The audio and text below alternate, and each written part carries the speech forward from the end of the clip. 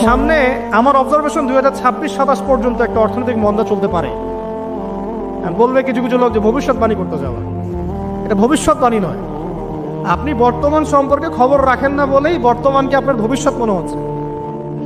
আমাদের honourable minister যারা আছেন ওদেরকে জিজ্ঞাসা করেন, তাদেরকে জিজ্ঞাসা করেন, তারাও বলছেন যে 2023 সাল থেকে 26 সাল খাদ্য মন্দার মতো যান। দেখেন নাই, তারা এই কথা বলছেন কারণ তারা বুঝতে পারছেন ওয়ার্ল্ডের অবস্থা ভালো না। এখানে একটা সলিউশন বলছে, ইচ্ছা হলে আপনি গ্রহণ করতে পারেন, ইচ্ছা হলে নাও করতে পারেন। আমার তো চাপিয়ে দেওয়ার কোনো ক্ষমতা নাই। ফাযাক্কির ইন্নামা আনতা মুযাক্কির, আপনি শুধু উপদেশদাতা। লাস্তা আলাইহিম বিমুসাইতির, আপনি কারো প্রতি দারোগা নন। কি উপদেশ? এই যে যাকাত, যেটা যাকাত, আমাদের যাকাত যেটা আসে, এটাকে একটু বড় পরিসরে কালেক্ট করার চেষ্টা করতে হবে। করে যদি আমরা সুষ্ঠু বন্টন করতে পারি গরিবদের মাঝখানে, ইনশাআল্লাহ কেউ খাদ্য অভাবে মারা যাবে না ইনশাআল্লাহ। আল্লাহ পাক আমাদেরকে বোঝার তৌফিক দান।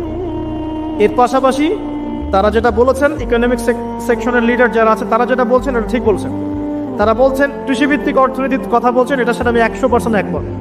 কারণ আল্লাহ পাকের কোরআন, এই কোরআনের মধ্যে বেশিরভাগ যে অর্থনীতির কথা এসেছে তা হচ্ছে কৃষিভিত্তিক অর্থনীতি। এটা কি জানেন? হয়তো জানেন না। কোরআনে যত ইকোনমিক সিস্টেমের কথা আসছে তার মধ্যে সবচেয়ে বেশি এসেছে কৃষিভিত্তিক অর্থনীতির কথা, তারপর ব্যবসা এবং যাকাত। অতএব তারা ঠিকই বলেছেন, দেশের যারা ইকোনমিক সেকশনে গবেষণা করছেন তারা ঠিক কথাই বলেছেন যে কৃষিভিত্তিক অর্থনীতি হচ্ছে আমাদের অর্থনৈতিক মন্দা দূর করার অন্যতম উপায়। ঠিক বলেছেন, আমি একমত। তো যাকাত যেটা কথা বলছিলাম, বাম দিকে যাকাত আসবে, তো যাকাত আমরা দিব তো ইনশাল্লাহ ভাই। যাদের শোনেন, বাংলাদেশে এমন অনেক শিল্পপতি আছে যাদের একজনের যাকাতের টাকা দিয়ে একটা গ্রাম চলতে পারে। আর যাকাতের টাকা কিন্তু শুধু এক বছরে আসবে না, প্রতি বছরেই ঘুরে ঘুরে আসবে। মনে করেন যে আপনাদের এলাকার মধ্যে অনেক বৃত্তশালী আছেন, আমি দোয়া করি মন থেকে আল্লাহ পাক বৃত্তশালীদের অন্তরটাকে নরম করে দিক এবং উসমান রাদিয়াল্লাহু আনহুর মতো দানশীল করে দিক। আমরা দোয়া করি, আমরা কারো খারাপ চাবো, সবার জন্য হেদায়েতের দোয়া করব। টাকা থাকতে তো সমস্যা নাই, কিন্তু টাকা থেকে যদি উসমান রাদিয়াল্লাহু আনহু হতে না পারলাম তাহলে সমস্যা। টাকা থাকতে কোনো সমস্যা নাই, ধন আপনাকে আল্লাহ দিতেই পারে। এই ধনটাকে উসমান গনি রাদিয়াল্লাহু আনহুর মতো আল্লাহর পথে বিতরণ করে দেন, ইনশাআল্লাহ আল্লাহ পাক আপনাকে জান্নাতুল ফেরদৌস দান করবেন। তো অনুরোধ থাকবে, দেখেন আপনারা যদি একটা এলাকার যাকাত কালেক্ট করতে পারেন, মনে করেন কথার কথা এখানে কিছু মেয়ে আছে যারা খারাপ পথে পা বাড়িয়েছে, আমার কথা বুঝতে পারছেন? আচ্ছা, এরকম পল্লী অনেক জায়গা আছে না? এক বছরের যাকাতের টাকা দিয়ে সমস্ত যৌনপল্লীর মেয়েদেরকে কাজ দেওয়া সম্ভব, কর্মে আনা সম্ভব। ওদেরকে কাজের ব্যবস্থা করে দেন, ওরা কাজ করবে না ইনশাআল্লাহ। কোনো মেয়ে এই কাজ করতে চায় না, আমার মত কোনো মেয়ে চায় না যে ইজ্জত বিক্রি করে খাবো। কোনো মেয়ে চাবে? কখনো চাবে না। ওকে আপনি ভালো কাজের ব্যবস্থা করে দেন, এই যাকাতের টাকা দিয়ে, দেখবেন ইনশাআল্লাহ সে ওই খারাপ পথ ছেড়ে দিয়েছে। অনেক দেখবেন দরিদ্র মানুষ আছে যে পড়াশোনা করার কোনো সুযোগ নাই, টাকা পয়সা নাই, পড়াশোনা করতে চায় কিন্তু টাকা পয়সা নাই, দিনের জ্ঞান অর্জন করতে চায়, দেশকে কিছু দিতে চায়, টাকা নাই। তাকে আমরা হেল্প করতে পারি না? পারি। অনেক মানুষ আছে মাদক দ্রব্য বিক্রি করছে, তাকে বুঝান, দিনের হেদায়েত দেন, যে ভাই আমি তোমাকে আরো ভালো চাকরি দিব, ভালো ব্যবসা দিব, তুমি ছাড়বা কিনা? বলবো আমি ছেড়ে দেবো ইনশাআল্লাহ। বুঝালে ছেড়ে দিবে ইনশাআল্লাহ। এই যে মেগা প্রজেক্ট যেটা কথা বলি আমরা, আত্ম উন্নয়নমূলক বলেন, যুব উন্নয়নমূলক বলেন, বা কান্ট্রি ডেভেলপমেন্টের কথা বলেন, এখানে যাকাত একটা বড় শক্তি হতে পারে। তবে এটাকে সুষ্ঠুভাবে কালেক্ট করতে হবে এবং যাকাতের যে 8টা খাত আছে এই খাতগুলোকে সুষ্ঠুভাবে বন্টন করতে হবে। অমুসলিমদেরকেও যাকাত দেওয়া যায়, জানেন? অমুসলিম যদি কেউ থাকে, দরিদ্র, তাকেও যাকাত দিয়ে সহযোগিতা করা যায়। আমরা সহযোগিতা করি না বলেই তো ওই যে পশ্চিম থেকে লোকজন এসে সহযোগিতা করে খ্রিস্টান বানাচ্ছে এখন সবাইকে। আরো বাড়বে দিন দিন, দেখেন আমরা তো সহযোগিতা করছি না। আপনার পাশে আপনার প্রতিবেশী না খেয়ে মারা যাচ্ছে, আপনি যাচ্ছেন না। এখন তো অন্য কেউ এসে যদি সাপোর্ট করে, ও তো তার দলেই ভিড়বে তখন, স্বাভাবিক। এটাই হচ্ছে এখন। আল্লাহ বোঝার তৌফিক দান করুক আমাদের।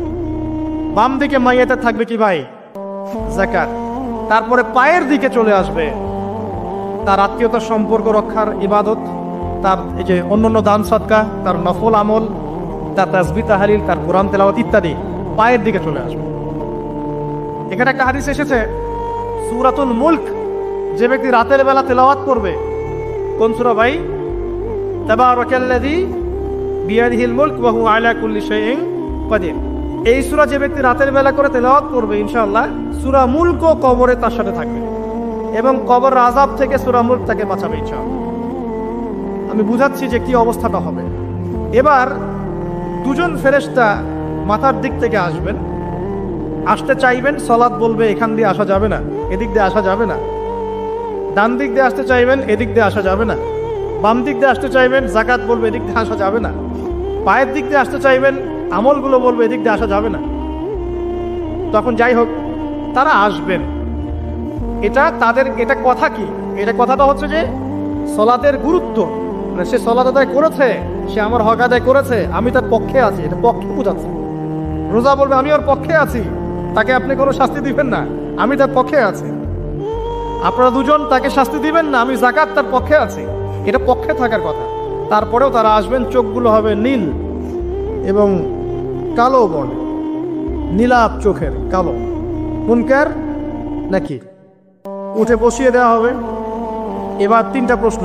প্রথমে প্রশ্ন হচ্ছে কি, মান রব্বুক, তোমার রবকে? তখন মুমিন বান্দা বুক ফুলিয়ে বলবে রব্বি আল্লাহ, আমার রবকে আল্লাহ। পৃথিবীতে যে ব্যক্তি আল্লাহর সাথে শিরিক করে নাই, আল্লাহ তাওহীদের উপর থেকেছে এবং তার উপরে মৃত্যুবরণ করেছে, ইনশাআল্লাহ সে ব্যক্তি এর উত্তর নির্দ্বিধায় দিতে পারবে ইনশাআল্লাহ। আর দুনিয়াতে যে বা যারাই আল্লাহর সাথে শিরিক করবে, আল্লাহর সাথে শিরকের পাবে লিপ্ত হবে, ওই অবস্থায় মারা যাবে, তাওহীদের উপর থাকবে না, কোশ্চিনকালেও মান রব্বুক উত্তর দিতে পারবে না। তারপরে প্রশ্ন হয়ে যাবে মা দিনুক, তোমার দিন কি ছিল? মুমিন বান্দা উত্তর দিবে কি, দীনি আল ইসলাম, আমার দিন ছিল ইসলাম। এখানে শুনে রাখেন, পৃথিবীতে যারা ইসলামকে পরিপূর্ণরূপে পালন করবে তারাই এই উত্তর দিতে পারবে ইনশাআল্লাহ। যারা ইসলামকে ঠাট্টা বিদ্রুপের হাসি তামাশার পাত্র বানিয়েছে, মন চাইলে কিছু করি, মন চাইলে কিছু করি না, সহজগুলো একটু আমল করি, বাকি কিছুর আমল ধারি না, হ্যাঁ নামাজ পড়ি, সুদ ছাড়তে পারি না, ঠিক আছে, বছর বছর ওমরা করি, এদিকে ঘুষ দুর্নীতি ছাড়তে পারি না, ইসলামকে ঠাট্টা তামাশার পাত্র বানিয়েছে, এরা কোশ্চিন কালে উত্তর দিতে পারবে না মা দিনুক, দিনে পরিপূর্ণরূপে ইসলামে প্রবেশ করতে বলেছেন আল্লাহ রাব্বুল আলামিন।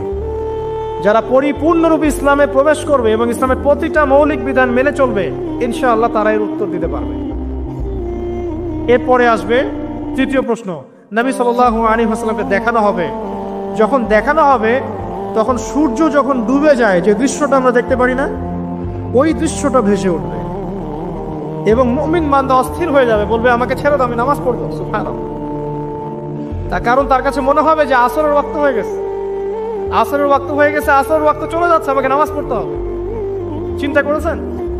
ওই যে একটা হাদিস আছে না, যে 7 শ্রেণীর মানুষকে আল্লাহ রাব্বুল আলামিন আরশের ছায়া দিবেন, তার মধ্যে এক শ্রেণীর মানুষকে যার অন্তর মসজিদের সাথে ঝুলে থাকে, তার মন মসজিদের সাথে ঝুলে ছিল, এই সূর্য ডুবে গেল বলে আমাকে ছেড়ে দাও, আমি নামাজ পড়তে যাও। তখন ফেরেশতারা বলবেন তোমাকে নামাজ পড়তে দেয়া হবে, তবে তার আগে তুমি এর উত্তর দাও। কি উত্তর? এই ব্যক্তির দিকে তাকাও। তখন নবী সাল্লাল্লাহু আলাইহি ওয়াসাল্লামকে দেখানো হবে, সাল্লাল্লাহু আলাইহি ওয়াসাল্লাম দরুদ পড়বেন, বলা হবে যে এই ব্যক্তির সম্পর্কে তোমার কি ধারণা? মান হাযা রাজুল বুইসা ফীকুম, এই ব্যক্তি কে, যাকে তোমাদের কাছে পাঠানো হয়েছিল? মুমিন ব্যক্তি নির্দ্বিধায় বলে দিবে যে তিনি হচ্ছেন আমার নবী মুহাম্মদুর রাসূলুল্লাহ সাল্লাল্লাহু আলাইহি ওয়াসাল্লাম। দেখুন, পৃথিবীতে যে বা যারাই নবী সাল্লাল্লাহু আলাইহি ওয়াসাল্লামের সুন্নতের উপর আমল করবে, ইনশাআল্লাহ সে তার উত্তর দিতে পারবে। দুনিয়াতে যারা নবীর সুন্নতের 5 পয়সা পরোয়া করছে না, তার আদর্শের 5 পয়সা দাম দিচ্ছে না, তারা কোশ্চিন কালে উত্তর দিতে পারবে না। নাম হতে পারে আব্দুর রহমান, আব্দুর রহিম, নবীর সুন্নতের ধার ধারে না, তারা উত্তর দিতে পারবে না। নবীর সুন্নতের গুরুত্ব কত গভীর, এটা আমাদেরকে এখান থেকে বুঝতে হবে। তাই প্রিয় যুবক ভাইরা, মুসলিম ভাইরা, আমাদের জীবনটাকে নবীর আদর্শ এবং সুন্নতে ঢেলে সাজাতে হবে। সকাল থেকে সন্ধ্যা পর্যন্ত প্রতিটা কাজ করবো কার তরিকায়? রাসূলের তরিকায়। নামাজ পড়বো তার তরিকায়, রোজা, সিয়াম, হজ, জাকাত, আমল, মুআমালাত, আখলাক সব কার তরিকায়? নবী সাল্লাল্লাহু আলাইহি ওয়াসাল্লামের তরিকা অনুযায়ী ইনশাআল্লাহ। আল্লাহ পাক তৌফিক এনায়েত করুন, আমিন। এবার ফেরেশতা দুজন জিজ্ঞাসা করবেন অবাক হয়ে যে তুমি কিভাবে এটা জানলে, তুমি কিভাবে এই 3টা প্রশ্নের উত্তর দিতে পারলে? কারণ বেশিরভাগ মানুষ তো উত্তর দিতে পারবে না, বেশিরভাগ মানুষই এই উত্তর দিতে পারবে না। কারণ কিয়ামতের মাঠে 1999 জন মানুষ জাহান্নামে যাবে। নাউজুবিল্লাহ। তো এটা কঠিন পরীক্ষা। আল্লাহ রাসূল সাল্লাল্লাহু আলাইহি ওয়াসাল্লাম বলেছেন যে নিশ্চয়ই তোমাদেরকে এখানে পরীক্ষায় ফেলা হবে, আর তোমরা যদি এই পরীক্ষা জেনে তোমাদের মৃতদেরকে দাফন করা থেকে বিরত না থাকতে, তাহলে আমি তোমাদেরকে শুনিয়ে দিতাম কবরে কেমন পরীক্ষা হয়। মানে যদি আমরা শুনতে পারতাম যে কবরে কেমন পরীক্ষা হয়, আমরা ভয়ে আমাদের মৃতদেরকে দাফন পর্যন্ত করতাম না। এটা নবীজি বলছেন সাল্লাল্লাহু আলাইহি ওয়াসাল্লাম। তাকে জিজ্ঞাসা করা হবে যে তুমি কিভাবে জানলে এটা? বেশিরভাগ মানুষ তো পারে না উত্তর দিতে। তখন সেই ব্যক্তি বলে বসবে, সেই ব্যক্তি বলবে যে করাতু কিতাব আল্লাহ, আমি আল্লাহর কিতাব এই কোরআন পড়েছি। মুমিন বলবে আমি আল্লাহর কোরআন পড়েছি, আমানতু বিহি, আমি এর উপর ঈমান এনেছিলাম, ওয়া সাদ্দাকতু, এবং সত্যায়ন করেছিলাম। সুবহানাল্লাহ। অতএব দুনিয়াতে যারা দ্বীনের জ্ঞান অর্জন করছে না, কোরআন পড়ছে না, হাদিস পড়ছে না, পড়াশোনার চেষ্টা করছে না, জানার চেষ্টা করছে না, কবরে পাওয়া ডিফিকাল্ট আছে। এটা একটা অন্যতম প্রশ্ন। আমরা কিন্তু মনে করি 3টা প্রশ্ন হচ্ছে, আসলে প্রশ্ন হচ্ছে কয়টা? 4টা। 3টার পরে আরো একটা এক্সট্রা। কিভাবে জানলে? তো উত্তর দিচ্ছে আমি আল্লাহর কিতাব পড়েছি, ঈমান এনেছি, সত্যায়ন করেছি। সুবহানাল্লাহ। নবী সাল্লাল্লাহু আলাইহি ওয়াসাল্লাম হাদিসের পরের অংশে বলছেন যে যখন কাফের বান্দাকে উঠানো হবে, তখন ডানেও কিছু নাই, বামেও কিছু নাই, সামনে পিছনে কিচ্ছু নাই। মাথার দিক থেকে ফেরেশতারা চলে আসবেন, উঠিয়ে বসানো হবে, প্রশ্ন করা হবে কে তোমার রব? একটাই উত্তর, লা আদরি, আমি জানি না। নাউজুবিল্লাহ। কি তোমার দিন? লা আদরি, আমি জানি না। এই যে আল্লাহর তো খবর নাই, আল্লাহ পাকের বিধান মেনে চলার কোনো খবরই নাই, পরোয়াই নাই। সে জানবে কিভাবে ইসলাম কি জিনিস? সে জানবে কিভাবে আল্লাহ কি জিনিস? ও তো আল্লাহকে চিনেই না। দিব্যি বলে বেড়াচ্ছে মহাবিশ্ব সৃষ্টি হয়েছে বিগ ব্যাং থেকে, আল্লাহ বলে কেউ নাই। মানুষ সৃষ্টি হয়েছে বান্দর থেকে। নাউজুবিল্লাহ। ওই যে ডারউইনের মতবাদ, কি দ্য থিওরি অফ এভলিউশন নাকি? হ্যাঁ, তাই তো মনে হয়। অনেক জায়গায় পড়ছি ভাই, ভুলে গেছি। যাই হোক, মানুষ তো আল্লাহকে চিনছে না। এখনো মানুষ মনে করছে যে আল্লাহ বলতে কেউ নাই, এবং এই মুক্ত চিন্তার নামে, বাক স্বাধীনতার নামে নাস্তিকতার যে চর্চাটা বেড়েছে বাংলায়, এটা আশঙ্কাজনক। বড় বড় বিশ্ববিদ্যালয় থেকে পড়ে আসছে, অনেক সময় দেখলাম বড় বিশ্ববিদ্যালয়ের প্রফেসর, সে বলছে যে মহাবিশ্ব বিগ ব্যাং দিয়ে সৃষ্টি হয়েছে, সৃষ্টিকর্তা নাই এখানে কোনো। তো মুসলিম বিজ্ঞানীর একটা কথা বলতেন যে মানুষ বিজ্ঞান সম্পর্কে অল্প জানলে নাস্তিক হয়ে যায়, আর অনেক গভীর জ্ঞান অর্জন করলে আল্লাহর কাছে আত্মসমর্পণ করে। খেয়াল করে দেখবেন, ডক্টর, ইঞ্জিনিয়ার যারা বড় বড় লেভেলে চলে গেছেন, অনেক সিনিয়র, তারা কিন্তু বেশিরভাগ নামাজি দেখবেন, নামাজ পড়ে, দান সদকা করে, সমাজ কল্যাণমূলক কাজ করে। তারা কিন্তু রোগীর সেবা করতে গেলেও বলে যে নামাজ পড়িয়েন, রোজা রাখিয়েন, তারা কিন্তু বলে। অনেক ডক্টর আমি দেখেছি এমন, যারা যত বেশি গবেষণা করে তারা তত বেশি আস্তিক হয়ে যায়, আর টুটাফাটা গবেষণা করলে নাস্তিক হয়ে যাবে। কত প্রশ্ন, ইসলামে এটা কেন, ওইটা কেন, ইসলামে বহুবিবাহ কেন, হ্যাঁ, ইসলামে কি পর্দার বিধান কেন, তারপর ইসলামে এত রেস্ট্রিকশনস, এত বাইন্ডিংস কেন, হ্যাঁ, স্বাধীনতা নাই কেন, কত প্রশ্ন। ইসলামের এগেন্স্টে কত তীর এখন ছোড়া হচ্ছে। তো এই ব্যক্তি কেমন করে উত্তর দিবে যে মাহদিনুক, তোমার দিন কি? আল্লাহর দিকে কত প্রশ্ন ছোড়া হচ্ছে, কত শিরকের পাপ আমরা করছি, অনেক সময় মুসলিম হয়েও শিরকের পাপ করছি। কিভাবে উত্তর দিবে? মান রব্বুক। 3 নাম্বার প্রশ্ন যখন করা হবে, এই ব্যক্তিকে দেখো দেখি, সে বলবে যে আমি জানি না এই ব্যক্তিকে, তবে শুনেছিলাম, মানুষের মুখে শুনেছিলাম, মানুষ যা বলতো আমি তাই বলতাম। মানে সে রাসূল সাল্লাল্লাহু আলাইহি ওয়াসাল্লামের নাম শুনেছিল হয়তো বা, কিন্তু তার সুন্নত বা আদর্শ কখনো মেনে চলে নাই, পারল না। এবার জান্নাতি ব্যক্তি হলে কি হতো? ওই যে সূর্য ডুবছিল যেখানে, তার দৃষ্টির সীমা পর্যন্ত কবরকে প্রশস্ত করে দেওয়া হবে, এবং জান্নাতের একটা দরজা তার কবরে খুলে দেওয়া হবে। এটা কিভাবে করা হবে সেটা আল্লাহ পাক জানেন, এটার ব্যাখ্যা করার জ্ঞান আল্লাহ আমাদেরকে দেন নাই। যেই মানুষের ক্ষুদ্র জ্ঞানে মানুষ ব্যাকটেরিয়া, ভাইরাস নিয়ে গবেষণা করতে হিমশিম খেয়ে যায়, সে মহাবিশ্বের স্রষ্টা নিয়ে কিভাবে গবেষণা করবে? আল্লাহ পাকের অসীম জ্ঞানের সামনে আমার জ্ঞান কি? খুবই ক্ষুদ্র। একটা হাদিসে এসেছে বুখারী শরীফের মধ্যে, যে একটা মহাসমুদ্রের মধ্যে যদি একটা পাখি 1 ফোঁটা পানি উঠিয়ে নিয়ে যায়, ওই 1 ফোঁটা পানি হচ্ছে মহাবিশ্বের জ্ঞান, আর বাকি পুরো মহাসাগর হচ্ছে আল্লাহ পাকের জ্ঞান। তো আমরা এই ক্ষুদ্র জ্ঞানের মানুষ হয়ে আল্লাহর জ্ঞানকে কেমন করে পেনিট্রেট করতে পারি? তো আল্লাহ পাক জান্নাতের দরজাগুলো খুলে দিবেন, একটা দরজা খুলে দিবেন, সেখান থেকে বাতাস আসবে, জান্নাতের নাজ নেয়ামত উপভোগ করতে থাকবে এবং তার রূহটাকে সবুজ রঙের পাখির আকৃতিতে জান্নাতে রেখে দেওয়া হবে। ইল্লিন মানে ওখানে জান্নাতের নিয়ামত সে পাবে। এটাকে বলা হয় দারুল বারজাখ বা বারজাখের জীবন। জীবন অনেকগুলো, একটা ছিল রুহের জগৎ। রুহের জগতে আমরা সবাই ছিলাম। শোনেন, রুহের জগতে যার সাথে যার বন্ধুত্ব ভালোবাসা গভীর ছিল, দুনিয়াতে তার সাথে তার ভালোবাসা বেশি। এটা হয়তো জানেন না, জানতেন হাদিসটা? রুহের জগতে যদি কখনো আপনার সাথে আমার দেখা হয়ে থাকে, দুনিয়াতে আপনার সাথে আমার দেখা হবে ইনশাআল্লাহ। রুহের জগতে যদি আপনার আমার মধ্যে ঘনিষ্ঠ ভালোবাসা থেকে থাকে, এখানেও ভালোবাসা হয়ে যাবে ইনশাআল্লাহ। এটা বলে আমি আবার তোমাদের বয়ফ্রেন্ড গার্লফ্রেন্ড ভালোবাসা বুঝাই নাই, ওই ভালোবাসার কথা বলি নাই। আবার রুহের জগতে বিদ্বেষ, এখানেও দেখবেন বিদ্বেষ। ওটা একটা জগৎ ছিল যেখানে আল্লাহ পাক সমস্ত আদম সন্তানকে সৃষ্টি করে তাদের রুহটাকে রেখেছিলেন এবং ওয়াদা নিয়েছেন। কি ওয়াদা? আল্লাহ পাক বলেছিলেন আলাস্তু বিরব্বিকুম, সূরা আরাফের 182 নম্বর আয়াত পড়ে দেখবেন, 182 নম্বর আয়াত। আল্লাহ পাক বলেছিলেন যে আমি ওয়াদা নিয়েছিলাম, আলাস্তু বিরব্বিকুম, আমি কি তোমাদের রব নই? আমরা সবাই বলেছিলাম বেলা ইয়া রব্বি, অবশ্যই আপনি আমাদের রব। দুনিয়াতে এসে আমরা ভুলে গেছি। এই ভুলে যাওয়াটা মনে করায় দেওয়ার জন্যই আল্লাহ পাক আসমানে কিতাব নাজিল করেন, নবী রাসূল পাঠান, আমাদের কান পর্যন্ত ইসলামের দাওয়াত পৌঁছে দেন, যাতে আমরা মনে করতে পারি। এবার আসেন রুহের জগতে পর আসলাম এই যে দুনিয়ার জগৎ, দারুদ দুনিয়া। দুনিয়ার মধ্যে আছি হয়তো 50, 60, 70, 100 বছর হাইয়েস্ট। এরপর যাবে দারুল বারজাখ, বারজাখের জগৎ। পাপী ব্যক্তি হলে জাহান্নামের দরজা খুলে দেওয়া হবে আর জাহান্নামের সে আযাব ভোগ করতে থাকবে, এবং পুণ্যবান ব্যক্তি হলে জান্নাতের দরজা খুলে দেওয়া হবে এবং এর নাজ নেয়ামত সে ভোগ করতে থাকবে। তখন তাকে বলা হবে এটা জান্নাতের সেই জায়গা যেখানে তুমি থাকবে। এটা দেখার সাথে সাথে, শোনার সাথে সাথে তার যে খুশি উৎফুল্লতা আরো অনেক বেড়ে যাবে এবং সে কি করবে জানেন? সে পৃথিবীতে ফিরে আসতে চাইবে। সে বলবে আমাকে আমার পরিবারবর্গকে জানাতে দেন, আমাকে আমার পরিবারবর্গকে জানাতে দেন যে আমি ভালো আছি। তখন ফেরেশতারা তাকে বলবেন যে এটা সম্ভব না, তোমার এবং তাদের মাঝে দারুল বারজাখ আছে, তুমি এটা ভেদ করে যেতে পারবে না। তখন তার আত্মাটাকে ইল্লিনে দেওয়া হবে, একটা সবুজ পাখির আকৃতিতে জান্নাতে ঘুরে বেড়াবে ইনশাআল্লাহ।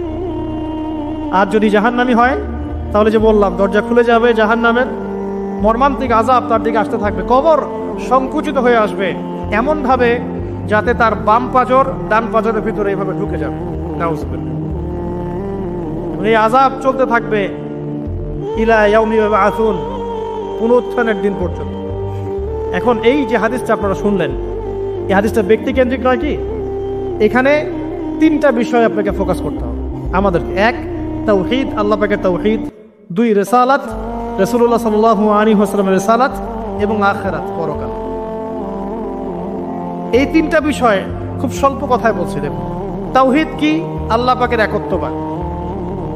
এক আল্লাহকে আপনি সৃষ্টিকর্তা মানবেন, রিজিক দাতা মানবেন, পালনকর্তা মানবেন, সন্তান দাতা, ভালো মন্দের মালিক, সমস্ত কিছুর মালিক কে? আল্লাহ। আল্লাহ আল্লাহ আমাকে বাঁচিয়ে রেখেছেন, আল্লাহ আমাকে মৃত্যু দিবেন, আল্লাহ আমাকে রিজিক দেন, আল্লাহ আমাকে সন্তান দিবেন, আল্লাহ আমার ভালোর মালিক, আল্লাহ মন্দের মালিক, আল্লাহ সমস্ত কিছুর মালিক। এই কনসেপ্ট পরিষ্কার থাকবে, লা ইলাহা ইল্লাল্লাহ পরিষ্কার থাকবে। সমস্ত বিষয় কার পক্ষ থেকে? আল্লাহর পক্ষ থেকে। তাওহীদ, শর্ট সংক্ষিপ্ত কথায় বললাম তাওহীদ। এর মধ্যে তিনটা ক্লাসিফিকেশন আছে: রুবুবিয়্যাত, উলুহিয়্যাত, আসমা ও সিফাত। এটা আপনারা কিতাবুত তাওহীদ বই থেকে পড়ে নিয়েন। সংক্ষেপে বলে দেই, রুবুবিয়্যাত আল্লাহ পাকের সমস্ত বিষয়গুলো তার দিকে সম্বন্ধ করা, সৃষ্টিকর্তা, পালনকর্তা, রিজিক দাতা সবকে আল্লাহ। উলুহিয়্যাত কি? দুনিয়াতে এসেছি আল্লাহ পাকেরই দাসত্ব করতে হবে, অন্য কারো দাসত্ব চলবে না, তাওহীদ উলুহিয়্যাত। আসমা ও সিফাত কি? আসমা সিফাত মানে হচ্ছে আল্লাহ পাকের নাম গুণাবলীগুলো আছে। আল্লাহ পাক রহমান, আল্লাহ পাক রহিম, আল্লাহ পাক রাজ্জাক, হ্যাঁ, আল্লাহ পাক গফুর, আল্লাহ পাক শরীদুল ইকাব, সমস্ত গুণাবলী কার? আল্লাহ। এই হলো আসমা সিফাত। আল্লাহ পাক যেমন, আল্লাহ পাক তেমন, আল্লাহ পাক নিজের মতো, কারোর সাথে তুলনীয় নন। আল্লাহু আহাদ, একক। আল্লাহুস সামাদ, তিনি অমুখাপেক্ষী। লাম ইয়ালিদ ওয়া লাম ইউলাদ তিনি জন্ম দেননি, জন্মিতও নন, ওয়ালাম ইয়াকুল লাহু কুফুয়ান আহাদ, তার সমতুল্য আর কিছুই নাই। আল্লাহ থেকে সবকিছু হয়, এটাই হলো তাওহীদ। এখন এর অপোজিশন কি? শিরক। তাওহীদের বিরুদ্ধে গেলে কি হয়ে যাবে? শিরক। কেউ যদি মনে করে যে আল্লাহ ছাড়া কেউ আমাকে জীবন দিতে পারে, আল্লাহ ছাড়া কেউ আমাকে মারতে পারে, আল্লাহ ছাড়া কেউ আমাকে রিজিক দিতে পারে, অথবা আল্লাহ ছাড়া কেউ সন্তান দিতে পারে, আল্লাহ ছাড়া অন্য কারো কাছে কেউ যদি দোয়া করে, আল্লাহ ছাড়া অন্য কারো জন্য নজর মানত করে, আল্লাহ ছাড়া অন্য কারো নামে কসম খায়, আল্লাহর হালালকে হারাম করে দেয়, আল্লাহর হারামকে হালাল করে নেয়, ঠিক আছে? আল্লাহ থেকে শুভ অশুভ আসে না, শুভ আল্লাহর পক্ষ থেকে আসে, অশুভ শয়তানের পক্ষ থেকে আসে, এমনও যদি কেউ মনে করে, শুভ অশুভ দুটোই আল্লাহর পক্ষ থেকে আসে, কিন্তু কেউ যদি মনে করে না শুভগুলো আল্লাহর পক্ষ থেকে, অশুভগুলো শয়তানের পক্ষ থেকে, এমনও যদি মনে করে, শিরক হয়ে যাবে। মুসলিমরা চলাফেরায়, মুসলিমরা আল্লাহ ছাড়া অন্য কারো কাছে চাচ্ছে, মুসলিমরা অনেকে কবরে সেজদা করছে, মুসলিমরা অনেকেই মৃত মানুষের কাছে দোয়া করছে, হাতে বালা পরে আছেন, খোলেন না। কেন খোলেন না? ভয়ে যদি আপনার ক্ষতি হয়, শিরক। মুসলিমরা দেখবেন আগুনের সামনে মাথা নত করছে, মুসলিমরা এখন মেডিটেশন করে, ধ্যান করে, মুসলিমরা জিনকে তাবে করতেছে, অনেক সময় দেখা যায় মুসলিমরা জাদু করতেছে, জাদুবিদ্যা, কুফরি কালাম করছে না? করছে, সবই শিরক, সবই শিরক। মুসলিমরা দেখবেন আল্লাহর হালাল যেগুলো আছে এগুলোকে হারাম করে ফেলছে, আবার অনেক সময় আল্লাহর হারামগুলোকে হালাল করে নিচ্ছে। সুদ কি ভাই? এখানে ফরজ, হালাল করে নেওয়া হয়েছে। মদ কি? তোমাদের কাছে তো ওয়াজিব, না খাইলে ঘুম হয় না। তো এই যে আল্লাহ হারামগুলোকে কি করছি আমরা? হালাল করে ফেলি, এটাও শিরক, কুফরি একটা। তো এক কথায় তাওহীদের উপর যারা থাকবে মান রব্বুক উত্তর দিতে পারবে ইনশাআল্লাহ। যারা শিরক করে ফেলবে ওই অবস্থায় মারা যাবে, মান রব্বুক উত্তর দিতে পারবে না। আমার কথা কি বোঝা যাচ্ছে? আমি সহজ করার চেষ্টা করছি কিন্তু হয়তো পারছি না, এটা আমার ব্যর্থতা। এক কথায় যদি আমরা কবরের প্রথম প্রশ্নের উত্তর দিতে চাই তাহলে আমাদেরকে অবশ্যই তাওহীদের উপর থাকতে হবে, শিরকে যাওয়া যাবে না। প্রিয় ভাইরা, শিরকের পাপ থেকে আজকে তওবা করে ফেলবেন। আল্লাহ জেনে না জেনে জীবনে যত শিরক করেছে আল্লাহ মাফ করবেন, আমিন। এবং আগামী দিনগুলোতে শিরকের পাপে লিপ্ত হয় না। প্রিয় ভাইরা, যদি আপনার আমলনামায় আসমান জমিন সমানও পাপ থাকে, শিরকের পাপটুকু না থাকে, আল্লাহ পাক আপনার পুরো পাপ মাফ করতে পারবে ইনশাআল্লাহ। আল্লাহ পাক বলেছেন মিরাজের রাতে নবী সাল্লাল্লাহু আলাইহি ওয়াসাল্লামকে আরশে আজিমের কাছে উঠিয়ে নিয়ে আল্লাহ পাক 3টা ওহী করেছেন। কয়টা ওহী? একটা ছিল 5 ওয়াক্ত নামাজ, ঠিক আছে? 2টা হচ্ছে 2 নম্বর হচ্ছে সূরা বাকারার শেষের 3টা আয়াত, 3 নম্বর একটা ওয়াদা, একটা প্রতিশ্রুতি। সেটা কি? হে মুহাম্মদ সাল্লাল্লাহু আলাইহি ওয়াসাল্লাম, তোমার উম্মতের মধ্যে কেউ যদি আসমান জমিন সমান পাপ নিয়ে আমার সামনে হাজির হয় কিন্তু আমার সাথে কাউকে শরীক না করে, শিরক না করে, তাহলে আমি আল্লাহ তার সামনে আসমান জমিন সমান ক্ষমা নিয়ে হাজির হব, মানে মাফ করে দেওয়া হবে ইনশাআল্লাহ। অতএব শিরকের পাপে যায় না, ইনশাআল্লাহ জান্নাতে যাওয়া যাবে। যে ব্যক্তি মন থেকে একবার লা ইলাহা ইল্লাল্লাহ পড়েছে, সমস্ত বিষয় আল্লাহর দিকে সুপর্দ করে, তার অন্যান্য অনেক পাপ থাকতে পারে, আল্লাহ পাক চাইলে সব পাপ মাফ করতে পারে। অতএব মান রব্বুক উত্তর দিতে চাইলে শিরকের পাপে যাওয়া যাবে? যাবে না। আধুনিক শিরকের মধ্যে সবচেয়ে ভয়ঙ্করটা হচ্ছে এটা যে আমরা আল্লাহর হালালকে হারাম করে নিচ্ছি, হারামকে আবার হালাল করে ফেলছি। এখানে যায় না, সবকিছু আল্লাহ থেকে আসে। দোয়া আল্লাহর জন্য করবেন, নামাজ আল্লাহর জন্য, সবকিছু ইবাদত আল্লাহর জন্য, দ্বীনি ইলম অর্জন আল্লাহর জন্য। প্রতিটা কাজের করার আগে নিয়াত ফিক্স করবেন, কেন করব? পরকালীন স্বার্থ থাকলে করব, না হলে করব না। কেন তুমি টিকটকে যাবা না? কারণ পরকালীন কোনো স্বার্থ নাই। কেন তুমি ফ্রি মিক্সিং অ্যাফেয়ার্সে যাবা না? কারণ পরকালীন কোনো স্বার্থ নাই। কেন মদ খাবা না? পরকালীন কোনো স্বার্থ নাই। কেন মিউজিকে যাচ্ছ না? কারণ পরকালীন কোনো স্বার্থ নাই। কেন তুমি এই যে সুদ খাবা না? কারণ পরকালীন কোনো স্বার্থ নাই। যে কাজে পরকালীন কোনো স্বার্থ নাই সে কাজে কোনো মুমিন মুসলিম নাই। কেন নামাজ পড়বো? কারণ পরকালীন স্বার্থ আছে। কেন ওযা রাখবো? পরকালীন স্বার্থ আছে। কেন আমি হালাল বিয়ে করব, হারাম জেনায় যাব না? পরকালের স্বার্থ আছে। কেন আমি যাকাত দিব, ব্যবসা করব, সুদ খাবো না? কারণ পরকালের স্বার্থ আছে। কেন ইসলামের দাওয়াত দিব? পরকালের স্বার্থ আছে। কেন হাদিস প্রচার করব? কারণ পরকালের স্বার্থ আছে। ইসলামের জন্য সবর করব কেন? পরকালের স্বার্থ আছে। পরকালের স্বার্থ যেখানে, মুসলিম সেখানে। পরকালীন স্বার্থ নাই, আমরা নাই। প্রত্যেকটা কাজ করার আগে নিয়াতটা ফিক্স করতে হবে, পরকালের কোনো স্বার্থ আছে?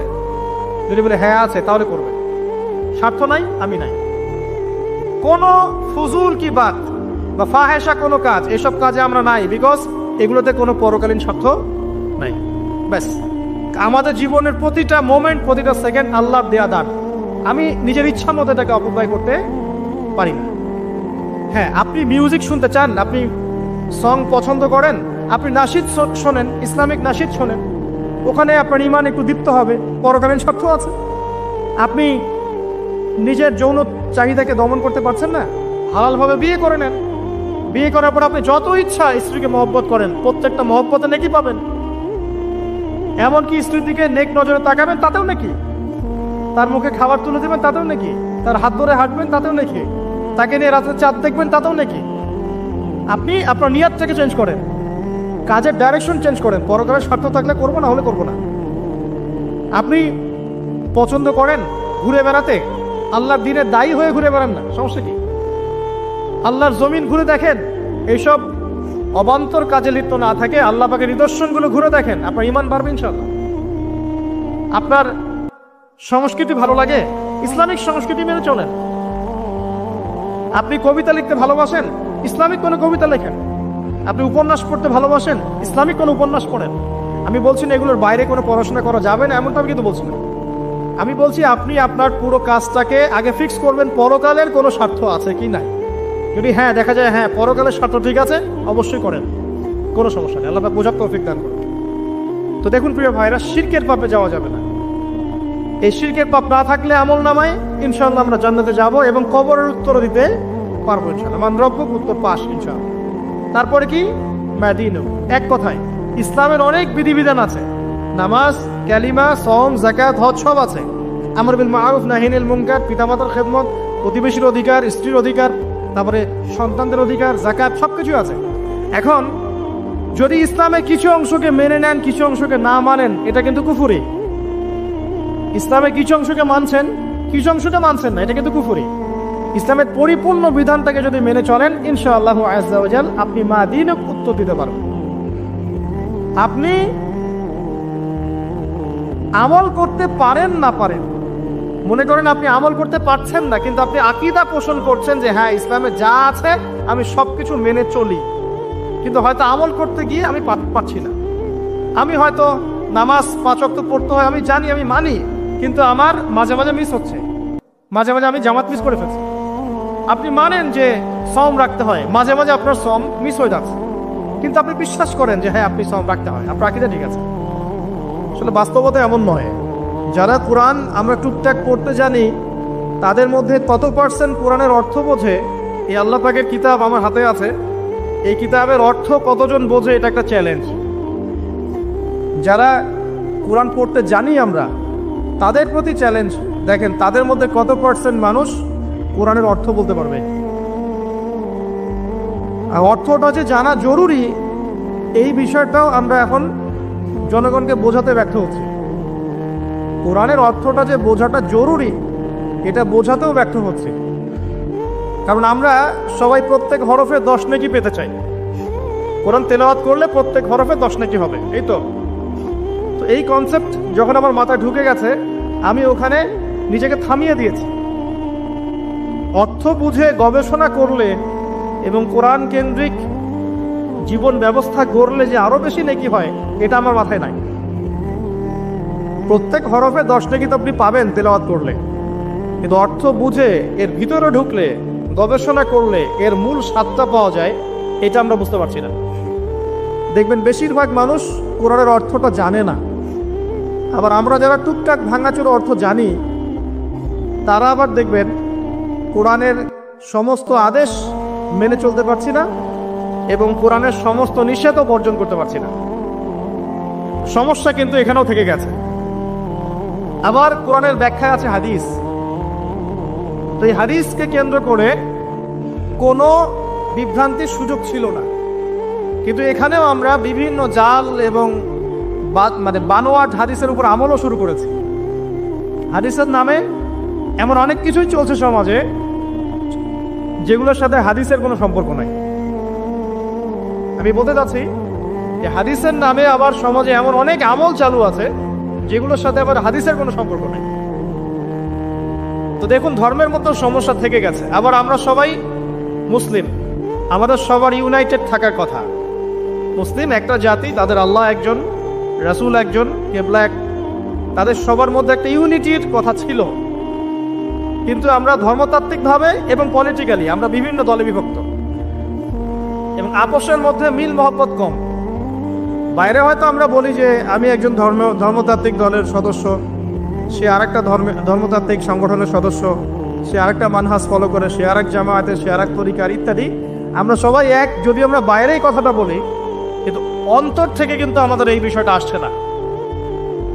যদি আসতো, যদি আমরা ভিতর থেকেই ঐক্যবদ্ধ হতে পারতাম, তাহলে উম্মার আজকে এই অবস্থা হতো না। তো দেখুন, ধর্মকেন্দ্রিক অনেক প্রবলেম থেকে গেছে এখন।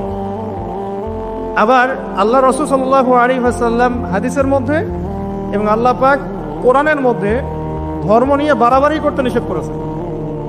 ধর্ম নিয়ে বাড়াবাড়ি করো না, তোমরা নিজেদের ধর্ম পালন করো। তা আমরা নিজের ধর্ম যতটা না পালন করি, অন্যের ধর্মের দিকে আঙ্গুলটা তার চেয়ে বেশি তুলি। আমরা আগে নিজের রিলিজিয়নটাকে ঠিক মতো পালন করি, দেখবেন সমাজ ঠিকই পরিবর্তন হয়ে গেছে ইনশাআল্লাহ। তো আমি একটা ধর্ম পালন করি বলে অন্য ধর্মের মানুষের প্রতি বিদ্বেষ পোষণ করতে হবে বা তাদের উপর ঘৃণার মনোভাব প্রকাশ করতে হবে, এটা আল্লাহ পাক শেখান নাই, তার রাসূল শেখান নাই। আল্লাহ এবং তার রাসূল কি শিখিয়েছেন? ইসলামের সত্য বিষয়টাকে আপনি সবার সামনে উপস্থাপন করবেন। যার ইচ্ছা হবে সে কবুল করবে, যার ইচ্ছা হবে সে অস্বীকার করবে। যার যার কবরে শেষে যাবে, যার যার হিসেব শেষে দিবে। চাপিয়ে দেওয়ার সিস্টেমটা ইসলামের মধ্যে নাই। এখন আসেন, পরিবারের আপনাকে ফেতনা কিছু বললাম। অর্থনীতির জীবনে যাবেন, ব্যবসা বাণিজ্যের মধ্যে যান, দেখেন বেশিরভাগ কালোবাজারি করছে, সিন্ডিকেট করছে, মজুদদার মাপে কম দিচ্ছে, জনগণকে ঠকাচ্ছে, করছে না? ইকোনমিক্যাল ফেতনা। তারপর আপনি আরো দেখবেন ইকোনমিক সেক্টরে রিবা ভর্তি, সুদ। রিবা মানে কি? সুদ, রিবা দিয়ে ভর্তি। ঘুষ ছাড়া কাজ হচ্ছে না, ঠিক আছে? অন্যের সম্পদ আত্মসাৎ না করলে আমাদের পেটের ভাত হজম হচ্ছে না। ওই যে দুর্নীতি বলেন, ঘুষ বলেন, রিবা বা সুদ বলেন, হ্যাঁ, তারপরে কালো বাজারি বলেন, কালো টাকা সাদা করার টেন্ডেন্সি বলেন, পাচার বলেন, সবগুলো অর্থনৈতিক ফেতনা। এগুলো হচ্ছে কি? অর্থনৈতিক ফেতনা। আর বিশ্বের ফেতনা তো পরে, ওটা তো বলার অপেক্ষা রাখে না। মানে বিশ্বের সবচেয়ে বড় ফেতনা ছিল দ্বিতীয় বিশ্বযুদ্ধ। তার আগে একটা হয়েছে প্রথম বিশ্বযুদ্ধ, যেখানে প্রায় কয়েক কোটি মানুষ মারা গেছে। আর সেকেন্ড ওয়ার্ল্ড ওয়ারে আরো বেশি মানুষ মারা গেছে। তো এখন বিশ্বকে ঠেলে দেওয়া হচ্ছে একটা থার্ড ওয়ার্ল্ড ওয়ারের দিকে। মানে যে কোনো সময় একটা তৃতীয় বিশ্বযুদ্ধের আশঙ্কা করছেন এখনকার যারা মিলিটারি অ্যাফেয়ার্স নিয়ে পড়াশোনা করেন, ওয়ার্ল্ড অ্যাফেয়ার্স নিয়ে পড়াশোনা করেন, তারা এগুলো বলতে পারবেন ভালো। বিশ্বকে একটা খাদ্য মন্দার দিকে ঠেলে দেওয়া হচ্ছে, বিশ্বকে একটা দুর্ভিক্ষের দিকে ঠেলে দেওয়া হচ্ছে। এবং মহামারীর মধ্য দিয়ে অলরেডি কিন্তু আমাদের বিভিন্ন দেশের ইকোনমিক অবস্থা ভালো না। তার উপরে খাদ্য সংকট, তার উপরে যে বৈশ্বিক যুদ্ধগুলো, আমদানি রপ্তানি বন্ধ হয়ে যাচ্ছে, তেল গ্যাসের দাম বেড়ে যাচ্ছে, জনগণ হাহাকার করছে। এই পলিটিক্যাল গ্লোবাল অ্যাফেয়ার্সের ফিতনা এগুলো। তা আপনাকে এই জন্যই প্রথমে আমি একটা কথা বললাম যে ফিতনাময় একটা পরিবেশে একজন মুমিন যার অন্তর্দৃষ্টি আছে, যে কোরআন এবং সুন্নাহ দিয়ে এই বিশ্বের এই রহস্যগুলো উদ্ঘাটন করতে পারে, সে ভালো থাকতে পারে না। তার মনটা সবসময় কিন্তু মানে ব্যাকুল থাকবে যে কিভাবে এইসব সমস্যা থেকে নিজে উত্তরণের পথ খুঁজতে পারি, আর আমার পরিবারকে বাঁচাতে পারি, আর আমার জনগণকে বাঁচাতে পারি। আর যদি আপনি আত্মকেন্দ্রিক হন, স্বার্থপর হন, তাহলে নিজের চটকে তেল দিবেন, নিজে ভালো থাকলেই বাপের নাম। তো দেখুন, এই জামানার কথাই নবীজি বলছেন সাল্লাল্লাহু আলাইহি ওয়াসাল্লাম, তোমাদের সামনে এমন একটা যুগ আসছে, নবীজি বলছেন জামানা সাবরিন, কঠিন জামানা। যে জামানায় ঈমান নিয়ে চলাটা হবে হাতের মধ্যে আগুন নিয়ে চলার মতো। নবীজি বলছেন ওই সময়ে সাহাবী জিজ্ঞাসা করছেন, ইয়া রাসূলুল্লাহ, আমি ওই সময়ে কি করব? ওই সময় আমি কি করব? আমাকে কি পরামর্শ দিচ্ছেন? নবী সাল্লাল্লাহু আলাইহি ওয়াসাল্লাম বলছেন, হে আমর ইবনে আস, তুমি ওই সময় বাড়িতে অবস্থান করো, বাসায় থাকো, বিনা প্রয়োজনে বাড়ির বাইরে এসো না। ওই সময় তুমি নিজের পাপের জন্য আল্লাহর কাছে ক্রন্দন করতে থাকো, বিনা প্রয়োজনে বাড়ির থেকে বের হয়েও না। আর মানুষের সাথে এত বেশি মেলামেশা করো না, নিজে তোমার আমল তোমার গুনাহ নিয়ে ব্যস্ত থাকো, তোমার পাপের জন্য আল্লাহর কাছে কান্নাকাটি করো, ইনশাল্লাহ তুমি নাজাত পেয়ে যাবে। এটা একটা অপশন, ফিতনাময় পরিবেশে আপনি কিভাবে বাঁচবেন এটা একটা অপশন। আরেকটা হাদিসে কি নবী সাল্লাল্লাহু আলাইহি ওয়াসাল্লাম বলছেন যে যখন এমন ফিতনাময় পরিবেশ আসবে তখন যদি তোমরা এই আমর বিল মারুফ নাহি আনিল মুনকার, সৎ কাজের আদেশ অসৎ কাজের নিষেধ, আমার সুন্নতের উপর অটল থাকতে পারো, তাহলে তোমরা 50 জন শহীদের নেকি পাবে। সাহাবায়ে কেরাম বলছেন, ইয়া রাসূলুল্লাহ আমিনহুম আও মিন্না, তাদের মধ্যে 50 জন নাকি আমাদের মধ্যে 50 জন শহীদ? নবী করিম সাল্লাল্লাহু আলাইহি ওয়াসাল্লাম বলছেন, বাল মিনকুম, বরং তোমাদের মধ্যে 50 জন শহীদ। এটা অপশন নাম্বার 2। এক কি বললাম, আপনি নিজেকে নিয়ে ব্যস্ত থাকেন, বাসায় থাকেন, বিনা প্রয়োজনে বাড়ির থেকে বের হবেন না, মানুষের সাথে কম মেলামেশা করেন এবং নিজের পাপের জন্য আল্লাহর কাছে কান্নাকাটি করেন, নিজের আমল নামা নিয়ে ব্যস্ত থাকেন, ইনশাআল্লাহ নাজাত পাবেন। 2 নাম্বার, যদি আপনার কাছে আরো বেশি যোগ্যতা থাকে এবং আপনি আরো বেশি সাহসী হন এবং আপনি উম্মার দেশের জনগণের কল্যাণ কামনা করেন, তাহলে অন্যদেরকেও এই ফিতনাময় পরিবেশে টিকে থাকার ফর্মুলা বলে দেন। এখানে সবর করেন, আমর বিল মারুফ নাহি আনিল মুনকারের কাজ করেন, আল্লাহ পাক আপনাকে ইনশাআল্লাহ 50 জন শহীদ সাহাবী নেকি দিবেন। আরো অপশন আছে। কি অপশন? ওই যে আসহাবুল কাহফ কি করেছিল, একটা ফিতনাময় পরিবেশ থেকে নিজেরা আস্তে করে সরে গিয়েছে।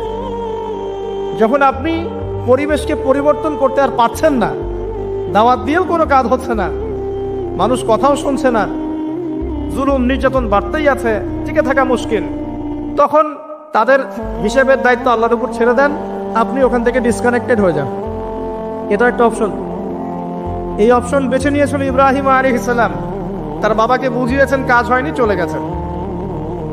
এই অপশন বেছে নিয়েছিল আসহাবুল কাহফ, সবাইকে বোঝাচ্ছে কাজ হচ্ছে না, তার রাস্তায় করে চলে গিয়ে গুহার মধ্যে রাত কাটানো শুরু করেছে। এমনও হাদিস পড়েছি আমি যে ফিতনাময় পরিবেশে সবচেয়ে সৌভাগ্যবান হবে ওই শ্রেণীর মানুষ যারা দেখা যাবে যে পাহাড়ি কোনো এলাকায় বা দূরবর্তী কোনো জায়গায় বসবাস করছে, যেখানে বৃষ্টিপাত হয়, গরু ছাগল মেষ বকরি এগুলো নিয়ে ওখানে চড়ায়, যখন আজানের সময় হয়, নামাজের ওয়াক্ত হয়, আজান দেয়, নামাজ পড়ে, দুনিয়ার ফিতনা থেকে এরা দূরে আছে, এরা সফল। এমনও হাদিস আছে। হয়তো আপনার কাছে মনে হচ্ছে না এখন ওই যুগ আসে নাই, কিন্তু আমি আপনাকে বলে দেই যে কোরআন এবং সুন্নাহর চোখ দিয়ে যদি আপনি দেখতে শেখেন এবং বর্তমান বিশ্বের প্রেক্ষাপটটা অ্যানালাইসিস করার যোগ্যতা আপনি অর্জন করেন কোরআন সুন্নাহর চোখ দিয়ে, আপনি বুঝতে পারবেন সেই সময় অনেক আগেই চলে এসেছিল। এখন ফিতনা এবং ফাসাদময় এই পরিবেশে আমরা কি করতে পারি, ছোট স্কেলে, বড় স্কেলে না, ছোট স্কেলে। আমি আজকে বড় বিষয় নিয়ে কথা বলতে আসি না, কারণ আমি চিন্তা করলাম যে আসলে প্রথমে যদি ব্যক্তিকেন্দ্রিক বিষয়টা ঠিক না হয়, বড় বিষয় আলোচনা করে কোনো লাভ নাই। আগে ব্যক্তি যদি ঠিক না হয়, বড় বিষয় আলোচনা করে আসলে কোনো লাভ নাই, আপনারা বুঝবেনও না, মাথার উপর দিয়ে চলে যাবে। এখন গ্লোবাল অ্যাফেয়ার্স নিয়ে কথা বলে খুব একটা ফায়দা নাই আপনাদের। এখন ইকোনমিক পুরো এই সুদভিত্তিক সিস্টেম আপনি চেঞ্জ করতে পারবেন না, এবং পুরো যে তাগুতি ব্যবস্থা আপনি চেঞ্জ করতে পারবেন না। আপনি কি করতে পারবেন? আপনি নিজেকে পরিবর্তন করতে পারবেন, আপনার পরিবারকে পরিবর্তন করতে পারবেন। এতটুকু আপনার পক্ষে এখন পর্যন্ত সহজ, ঠিক না? ঠিক কথা। এটা আপনি এখন করতে পারবেন। তো এটার ফর্মুলা কি? ফর্মুলা ঘাটতে গিয়ে আল্লাহ পাক আমার মাথার মধ্যে একটা হাদিস নিয়ে এসে দিলেন। কারণ আমি বিশ্বাস করি যে আপনারা বলছেন মৌলানা আল্লামা, আমি আসলে এমন কিছু নই, এই কথাগুলো আসলে আমার সাথে যায় না। আমি নিতান্তই একজন ছোট মানুষ এবং তালেবে ইলম, জ্ঞানের পথের পথযাত্রী। আর আমি তালেবে ইলম হয়ে থাকতে চাই। আমি মুফতি হই, আমি মুহাদ্দিস, মুফাসসির বা এই যে শব্দগুলো আপনারা বলছেন, এমন কিছুই নয়। বিশ্বাস করবেন না ভাই, আল্লাহ যে আছে ভাই, আল্লাহ পাক সত্যিই আছেন। এই যে আমরা একটা কনফিউশনে থাকি না, আল্লাহকে দেখা যায় না, ফেরেশতাকে দেখা যায় না, আসমানি কিতাবগুলো দেখি নাই, নবীকে দেখি নাই, সত্যি কি আল্লাহ আছে? যখন নাস্তিকরা কিছু উদ্ভট যুক্তি তর্ক উপস্থাপন করে মানুষ কনফিউজড হয়ে যায়, আল্লাহ কি আছে সত্যি সত্যি? সত্যি এরকম বিগ ব্যাং থেকেই নাকি সব সৃষ্টি হয়েছে? মহাবিশ্বের সবকিছু কিভাবে চলছে? বহু মানুষ দিন দিন নাস্তিক হয়ে যাচ্ছে, বড় বড় ডিগ্রি সার্টিফিকেট নিয়ে আসছে, নাস্তিক হয়ে যাচ্ছে, হচ্ছে না? একটা কনফিউশন থ্রো করা হয়েছে। আরে ভাই, আল্লাহ সত্যি আছেন, এরকম জায়গায় যখন যাবেন, দাঁড়াবেন, আপনার আইনাল ইয়াকিন, হাক্কুল ইয়াকিন হয়ে যাবে, হ্যাঁ আল্লাহ সত্যি আছে। যখন দেখবেন জীবনে আপনি হোঁচট খেয়েছেন, আপনি কোনো বিপদে পড়েছেন, কেউ নেই আপনাকে সাহায্য করার, সেজদায় পড়ে কান্নাকাটি করছেন, দেন দেখছেন আপনার সামনে সেই বস্তুটা হাজির, আপনি বুঝতে পারবেন আল্লাহ আছেন, আল্লাহ সত্যি আছেন। মহাবিশ্বের দিকে তাকিয়ে দেখেন, যারা এখানে অ্যাস্ট্রোনমি জানেন বা গণিত পড়েছেন তারা জানবেন, এই যে গ্রহ নক্ষত্রগুলো দেখছেন, এগুলোর পজিশন যদি 1 ফুট বা 1 ইঞ্চি পর্যন্ত সরে যায়, পুরো মহাবিশ্বটা কলাপস করে যাবে। সূক্ষ্ম একটা গাণিতিক তত্ত্ব দিয়ে পুরোটাকে সাজানো হয়েছে। যদি চাঁদ 1 হাত সামনে চলে আসে, পৃথিবীর 1 হাত সামনে, এই পৃথিবী আর চাঁদের এই যে দূরত্ব, এর থেকে যদি 1 হাত সামনে চলে আসে, সূর্য যদি একটু পিছিয়ে যায়, দেখবেন যে পুরো পৃথিবীর বিশাল একটা অংশ এই যে বরফে ঢেকে যাবে, থাকবে না। অল্প একটু, সামান্য একটু সূর্য পিছনে চলে গেলে এই পুরো পৃথিবীর বিশাল একটা অংশ বরফে ঢেকে যাবে, আপনি এখানে থাকতে পারবেন না। আর সূর্য যদি একটু সামনে চলে আসে, পৃথিবীর একটা বড় অংশ মরুভূমি হয়ে যাবে, থাকতে পারবেন না আপনি। এত সূক্ষ্মভাবে কে এটাকে ফাংশন করলো বলেন? এরপরেও মানুষ আল্লাহকে বিশ্বাস করে না। হামজা রাদিয়াল্লাহু আনহু কবরের সামনে দাঁড়াবেন, উহুদের শহীদদের কবরের সামনে দাঁড়াবেন, আপনার নাকের মধ্যে জান্নাতের ঘ্রাণ পাবেন ইনশাআল্লাহ। যারা বিশ্বাস করে ওদেরকে পাঠিয়ে দাঁড় করিয়ে ওকে জিজ্ঞাসা করেন পাও কিনা। আসেন, সে সারা বিশ্বটাকে শাসন করবে, এটা সত্য, তবে এটা চিরস্থায়ী হবে না। কখন শাসন করবে? নবী সাল্লাল্লাহু আলাইহি ওয়াসাল্লামের ভবিষ্যৎবাণীগুলো অনুযায়ী আসন্ন সময়টাতে একটা মালহামা হবে। মালহামাটা কি? মালহামা মানে মহাযুদ্ধ, গ্রেট ওয়ার। এমন যুদ্ধ যে যুদ্ধে অনেকগুলো রাষ্ট্র একত্রিত হয়ে যাবে। প্রায় 80টা ফ্ল্যাগের কথা এসেছে। এরা ফ্ল্যাগ মানে আমার এস্টিমেট এটা হচ্ছে রাষ্ট্র, কারণ একটা ফ্ল্যাগ একটা রাষ্ট্রের প্রতীক বহন করবে। কিভাবে হবে? ওই যে ইরাকের ফোরাত নদীকে কেন্দ্র করে, এর ব্ল্যাক গোল্ড বা সোনার পাহাড়কে কেন্দ্র করে। তারপর কি? তারপরে এই যুদ্ধের শেষের দিকে গিয়ে মুসলিমদের বিজয় হবে ইনশাআল্লাহু আযজা ওয়া জাল্লা, এবং তাদেরকে আল্লাহ পাক একজন নেতা দিবেন। সে নেতার নাম হবে মুহাম্মদ বিন আব্দুল্লাহ। কি নাম হবে? মদিনা থেকে মক্কায় আসবেন। মদিনা থেকে তিনি মক্কায় আসবেন। মক্কায় মাকাম ইব্রাহিম আর এই যে আমাদের কাবা ঘর, এর মাঝখানে তিনি দাঁড়াবেন। তার যারা ফলোয়ার্স থাকবে তারা সেখানে তার হাতে বায়াত নিবে। তিনি বায়াত নিতে চাবেন না, তিনি নেতৃত্ব চাবেন না, মানুষ জোর করে তাকে নেতৃত্ব দিবে। আল্লাহ পাকের নেতারা এমনই হন, তারা নেতৃত্ব চায় না, মানুষ জোর করে দেয়। কথা বুঝতে পারছেন না? আল্লাহ পাকের মনোনীত যারা, তারা মানুষের কাছে চেয়ে নেয় না, মানুষ তাকে জোর করে দেয়, কারণ মানুষ জানে যে এই ব্যক্তি ভালো, সে অ্যাভয়েড করে। যেমন আবু যার রাদিয়াল্লাহু আনহুকে নবী সাল্লাল্লাহু আলাইহি ওয়াসাল্লাম বলেছেন, হে আবু যার, তুমি দায়িত্ব চেয়ে নিও না। হে আবু যার, তুমি দায়িত্ব চেয়ে নিও না, কারণ তুমি যদি দায়িত্ব চেয়ে নাও, এরপরে তোমাকে দায়িত্ব দেয়া হয়, তাহলে আল্লাহর পক্ষ থেকে তোমাকে সাহায্য করা হবে না। আর যদি তুমি দায়িত্ব অ্যাভয়েড করো, দায়িত্ব না চাও, মানুষ জোর করে তোমাকে দায়িত্ব দেয়, আল্লাহ তোমাকে সাহায্য করবে ইনশাআল্লাহ। এই দেখেন আবু বকর রাদিয়াল্লাহু আনহু, তিনি কি দায়িত্ব চেয়ে নিয়েছিলেন? ওমর রাদিয়াল্লাহু আনহুকে বলেছেন যে আমাকে ভোট দাও, আমি ভালো মানুষ, বলেছিলেন? মানুষ তাকে দায়িত্ব দিয়েছে। দেখেন 10 বছর তিনি বিশ্ব শাসন করেছেন। একটা রাখাল এবং একটা রাখালের এই যে কি বলবো ছাগল, তারাও না খেয়ে মারা যায় নাই 10 বছরে, একটাও না। তার শাসন নিয়ে কথা বলতে গেলে তো সারা রাত পার হয়ে যাবে। শুধু একটা ন্যায় বিচারের উদাহরণ দিচ্ছি। তার নিজের ছেলে একটা অন্যায় করেছে, নিজের ছেলে হয়তোবা মদপান করেছে অথবা জেনা করেছে, আল্লাহু আ'লাম। হুদুদের অপরাধ, যে অপরাধ করলে শাস্তি হয় প্রকাশ্যে। মদপান করলে ইসলামের শাস্তি হচ্ছে 40টা বেত্রাঘাত, আর জেনা করলে অবিবাহিত হলে শাস্তি হচ্ছে 100 বেত্রাঘাত। তোমরা যারা এখন জেনা করেছো বা করছো, এখানে উপস্থিত আছো বা এই লেকচার শুনবে, ছেলে বা মেয়ে যেই হও না কেন, তোমাদের ঘাড়ের উপরে একটা জেনার জন্য 100 বেত্রাঘাতের শাস্তি ঝুলে আছে। এই কথা তো কলেজের মধ্যে পৌঁছালো না। একবার জেনা করেছো, তোমার কাঁধের উপরে 100 বেত্রাঘাতের শাস্তি ঝুলে আছে এখনো, এবং 1 বছরের নির্বাসন তোমার জন্য ঝুলে আছে। সূরা নূরের 1 থেকে 4 নম্বর আয়াত পড়ে দেখবে।